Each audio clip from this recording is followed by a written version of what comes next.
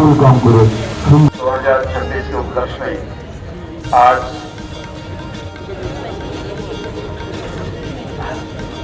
উমাকান্ত ময়দান থেকে অভিনগর police line পর্যন্ত